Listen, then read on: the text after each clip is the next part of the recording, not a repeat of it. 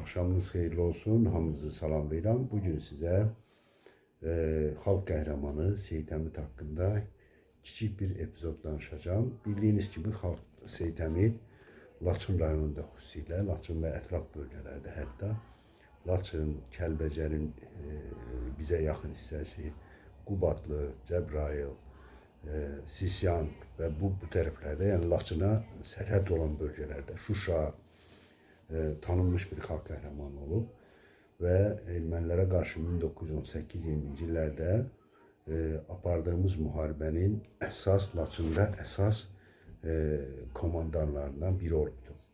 Orduya demək olar ki, ordunun vuruşan hissəsinin əsl rəhbəri olub. Çox təəssüf ki,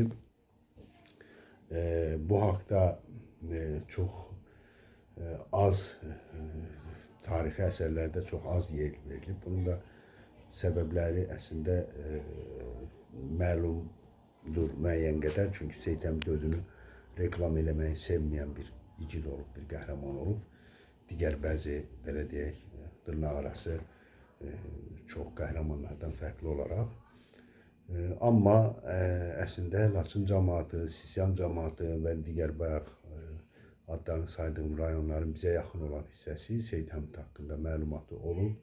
İndi yaşlı nəsil, gənc nəsil bəlkə də bunu bilmir, amma yaşlı nəsillərin bu haqda məlumatları olub.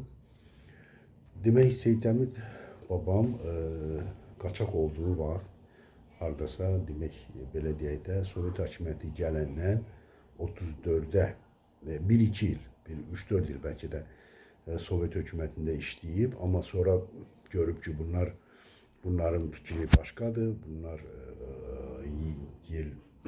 bunların məqsədi xalqa xidmət deyil, o qanunsuzluqları görüb və hiss edib ki, Seyid Əmid bunlarla artıq keçinə bilməyəcək, bunların sıralarında qala bilməyəcək və çəkilib dağlara və ömrünün sonuna qədər 1934-cü ildə arxadan vurulduğu günə qədər həmin bayaq saydığım negativlərlə, dırnaq arası bəylərlə, qudurmuş kolxoz sədrləri ilə, partkomlarla və s.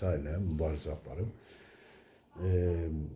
Tez-tez kəndlərə gəlib, kəndlərdən şikayət aldığı vaxt ona şikayət ediblər ki, məsələn, bizim kənddə filan kolxoz sədri özünü pis aparır, qadınlara qarşı, xalqa qarşı. O gəlib onları cəzalandırıb gecə ilə. Bu Laçının bütün kəndlərində olub. Uzun müddət babam Vağazinin yuxarısı hissələrində qalıb, demək, dağ kəndlərində olub, Alxastı, Qarıqışdaq və bu sayda ümumiyyətlə dağda çox, belə deyək, mağaralarda qaçaq həyat sürübdü. O qaçaq həyat sürdüyü bir vaxtlar, demək, o vaxtlar təxminən 1924-25-ci illərdə, bəlkə də 26-cı illərdə, demək, babamın qaçaq olduğu vaxt, o vaxtlar bir oğlu varmış. Bu oğlu ilə biri də, demək, onlar da dağlarda yaşayırmışlar, mağaralarda və bunları tutub aparırlar. Amma çox nadir kəndə gəlirmiş. Nənəm, İpək nənəm, Həmid babamın həyat yoldaşı İpək nənəm, həmin o körpə uşağı ilə, körpə uşaq da hardasa 2-3 yaşında olub. Tuturlar, aparırlar Laçına, polis idarəsinə, buna dindirməyə. Bunu istəyirlər ki, sən boynuna al, hansı kənddə sənə kimlər sizi qoruyur, kimlər sizi müdafiə edir. Yəni, istəyirlər ki, İpək nənəm də deyir ki, biz dağlarda qalırıq, mağaralarda, biz heç kimin evində. İstəyirlər ki, o xalqdan kimlərsə ona kömək edibsə, onları bir-bir təyin edib, onlara zülm eləsinlər. Nənəm də deyir ki, İpək nənəm də deyir ki, yox, biz dağlarda qalmışıq, mağaralarda. Tam bu sırada nənəmi dindirərkən, demək, yay vaxtıymış və baxıblar ki, balaca uşaq, 2 yaşlı uşaq yuxusu gəlib.